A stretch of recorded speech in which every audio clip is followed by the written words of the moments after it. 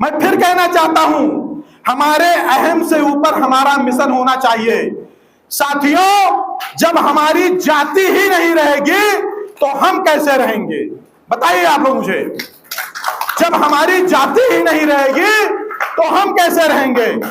और जब हम ही नहीं रहेंगे तो पार्टी क्या करेंगे आप? संगठन क्या करेंगे आप? क्या करेंगे आप? बताइए आप हमको, क्या मतलब होगा उसका? कोई मतलब नहीं होगा। तो सबसे पहले जरूरी है हमारे अपने समाज को जिंदा रखना। सबसे पहले यह हमारे लिए महत्वपूर्ण है। महत्वपूर्ण है कि नहीं महत्वपूर्ण है? और अगर यह महत्वपूर्ण है तो हमें अपने अहम से ऊपर, हमें अपने पार्टियों और संगठनों से ऊपर उठकर अपने मिशन और अपने समाज के लिए सोचना पड़ेगा, अपने देश के लिए सोचना पड़ेगा।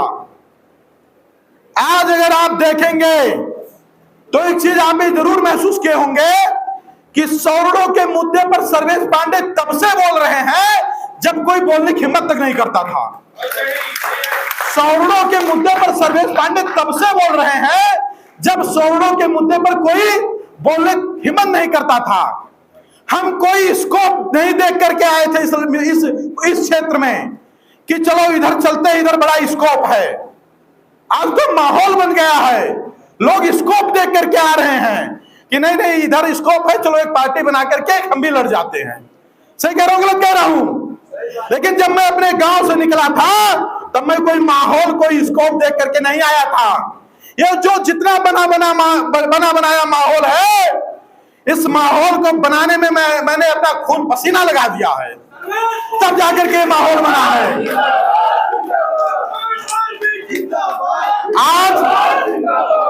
आज देश में आरक्षण मुर्दाबाद के जो नारे लगते हैं, ये माहौल बनाने में हमने अपना खून पसीना एक कर दिया है।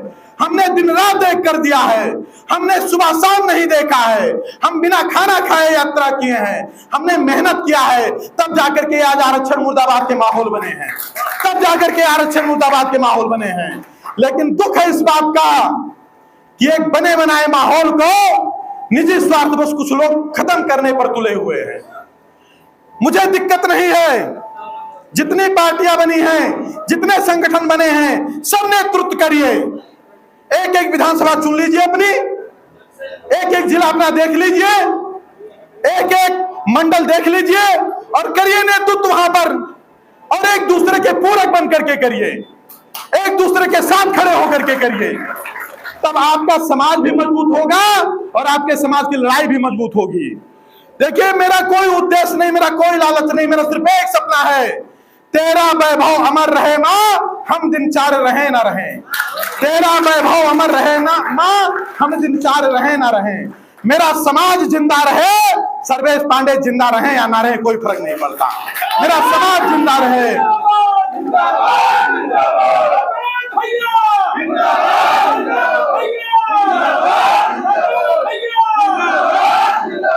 मेरा समाज जिंदा रहे, सर्वेश पांडे जिंदा रहे या ना रहे। भाइयों, आज यहाँ पर एक समीक्षा बैठक है, इसमें हमारे भाई, हमारे कार्यकर्ता, हमारे बंधु आए हुए हैं। मैं जितने भी जिलों से हमारे सौर आर्मी के जिला अध्यक्ष आए हैं या जितने भी लोग ऐसे आए हैं जो सौर आर्मी में जिम्मेदारी लेकर के काम करना चाहते हैं, मैं उनको बताना चाहूंगा, उनका आह्वान करना चाहूंगा कि अपना कमर कस लीजिए, अपना कमर कस लीजिए, क्योंकि ईमानदारी से समाज के लिए लड़ने का जिम्मा आपके कंधे पर आने वाला है। ईमानदारी से समाज के लिए लड़ने का जिम्मा आपके कंधे पर आने वाला है। क्यों? क्योंकि अभी बहुत लोग 27 का माहौल देख रहे हैं। आप देख लीजिएगा, 27 का चुनाव बीतने दीजिए, आधे से ज्यादा पार्टी और आधे से ज्यादा संगठन खत्म हो जाएंगे जैसे चुनाव खत्म हो जाएगा। आधे से ज्यादा पार्टी और आधे से ज्यादा संगठन खत्म हो जाएंगे जैसे चुनाव खत्म हो जाएगा। लेकिन सर्वेश पांडे 17 के भी चुनाव पर वही बात बोल रहे थे, 19 के भी चुनाव में वही बात बोल रहे थे, 22 के भी चुनाव में वही बात बोले हैं और 27 के भी चुनाव में वही बात बोलेंगे, 29 के भी चुनाव में वही बात बोलेंगे, 32 के भी चुनाव में वही बात बोलेंगे। जब तक सर्वेश पांडे की सांस चल रही है तब तक हम वही बात बोलेंगे, सवर्ण एकता जिंदाबाद, आरक्षण मुर्दाबाद। सवर्ण एकता जिंदाबाद, आरक्षण मुर्दाबाद। ना हमारे मुद्दे कल बदले थे, ना हमारे मुद्दे कल बदलेंगे, ना हमारे मुद्दे कल बदले थे, ना हमारे मुद्दे कल बदलेंगे। और सुनिए, जिनको विधायक और सांसद बनना है वो जाकर के कोई राजनीतिक पार्टी ज्वाइन कर ले, और जिनको अपने घर से लगा करके त्याग और बलिदान करके सिर्फ समाज के लिए अगर कुछ करना है तो हमारे साथ आए, वो हमारे साथ आए, वो हमारे साथ आए। यहां पर समाज के, यहां पर देखिए, यहां पर समाज के बुद्धिजीवी कौन बैठा हुआ है, समाज का बुद्धिजीवी कौन।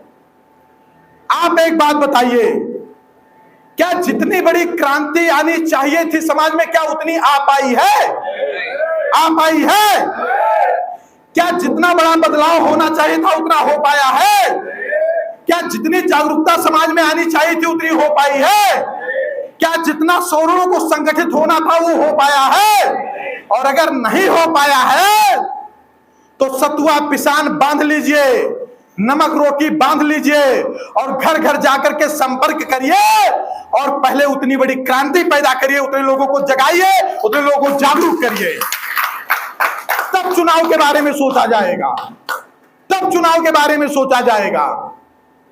10 लोग अगर जुड़े हैं समाज के नाम पर तो 10 पार्टी बन गई है और 10 प्रत्याशी पहले से खड़े हो गए हैं, अपने आप को सुघोषित कर दिए हैं। अब कौन किसको वोट देगा, कौन किस पार्टी में? 4 लोग हमारे ही परिचय के हैं। अब मैं इधर चला जाऊं तो उधर के नाराज, उधर चला जाऊं तो उधर के नाराज। अभी हमारी पहली प्राथमिकता होनी चाहिए कि अपने समाज में चेतना पैदा करना, अपने समाज में चेतना पैदा करना, अपने समाज में वो भावना पैदा करना कि पटीदार को अगर दर्द हो तो वो दर्द हमको महसूस हो, पटीदार को अगर दर्द हो तो वो दर्द हमको महसूस हो। अभी हमको इन सभी विषयों पर काम करने की जरूरत है। और 100 आर्मी के कार्यकर्ताओं, मैं फिर कह रहा हूं, अपने कमर को कस लीजिए और गांव गांव निकलिए, मंडल वाइज, ब्लॉक वाइज, क्षेत्र वाइज जाइए और अपने समाज को जगाने और जोड़ने का काम करिए। अभी तमाम विपरीत परिस्थितियां चल रही हैं मेरे साथ, अभी तमाम विपरीत परिस्थितियां चल रही हैं मेरे साथ, लेकिन मैं चाहूंगा कि आप लोग मेरा साथ ना छोड़े और मेरे साथ खड़े रहें, मेरे साथ खड़े रहें। और अगर आप भरोसा करके मेरे साथ खड़े रहेंगे तो समाज को उस परम वैभव तक हम पहुंचाने का काम करेंगे जिसकी हमने कल्पना की है मिलकर के, जिसकी हमने कल्पना की है मिलकर के। आप सोचिए, ये बहन जी का क्या नाम है? कल्पना शुक्ला है, इनका क्या नाम है? प्रियंका ओझा है, विनेता चतुर्वेदी जी हैं, ये जूही तिवारी जी हैं, इसमें हमारे जिला अध्यक्ष कन्नौज से आए हैं, कोई सोनभद्र से आया है, कोई भदोही से, कहां कहां से ये लोग आए हैं। ये कोई फायदे के लिए लोग नहीं आए हैं, इनके अंदर एक जुनून है, इनके अंदर एक जज्बा है समाज के लिए कुछ कर गुजरने का। ये उसको करने के लिए यहां पर आए हैं और उसको सही दिशा देने का काम हमारा और आपका है। अभी तक बताऊं, मैंने जब संगठन बनाया तो जब लोगों के बीच में गया तो लोग कहते थे, बहुत लोग आए और चले गए, कुछ नहीं कर पाए। लोग कहते थे बहुत लोग आए और चले गए, कुछ नहीं कर पाए, तुम भी जो कर लोगे वो देखेंगे, तुम भी जो कर लोगे वो देखेंगे, लोग कहते थे। कुछ लोग समाज के ठेकेदार बन बन करके समाज को इतना बेचा, इतना बेचा, इतना बेचा कि समाज के लोगों का सामाजिक संगठनों से, समाज के नेताओं से भरोसा उठ गया, समाज के नेताओं से, समाज के संगठनों से भरोसा उठ गया। लेकिन हमने निस्वार्थ 8 साल 9 साल तक त्याग, बलिदान, तपस्या करके उस भरोसा को फिर से कायम करने का काम किया, फिर से कायम करने का काम किया। अभी दिक्कतें आ रही हैं, तमाम जगहों की तमाम शिकायतें आ रही हैं, लेकिन मैंने लोगों को आश्वस्त किया है कि जब तक मैं जिंदा हूं तब तक आप उम्मीद जिंदा रखिए कि समाज में बदलाव आएगा। जब तक मैं जिंदा हूं तब तक आप उम्मीद जिंदा रखिए कि समाज में बदलाव आएगा।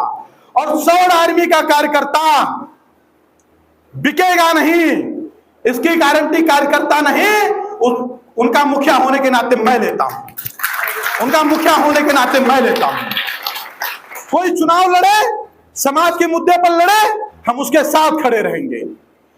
लेकिन हम अगर कोई सोचे कि हम पार्टी बना लें, संगठन बना लें, फिर जाकर के सपा से समझौता कर ले, भाजपा से समझौता कर ले, कांग्रेस से समझौता कर ले, बसपा से समझौता कर ले, तो किसी को समाज की भावनाओं के साथ खेलने नहीं दिया जाएगा।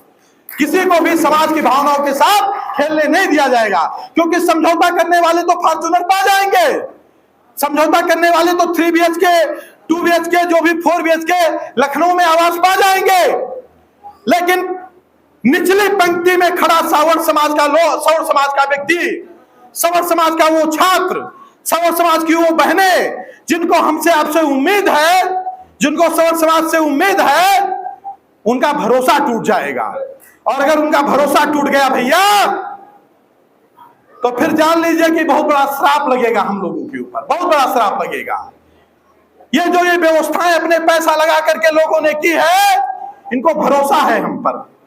ये जो 20-30 गाड़ियां लगा करके लोग हमारा स्वागत कर रहे हैं, इनको भरोसा है हम पर। हम मिट जाएं, हम मर जाएं, लेकिन हमारा प्रयास होना चाहिए कि हमारे लोगों का भरोसा ना टूटे, हमारे लोगों का भरोसा ना टूटे।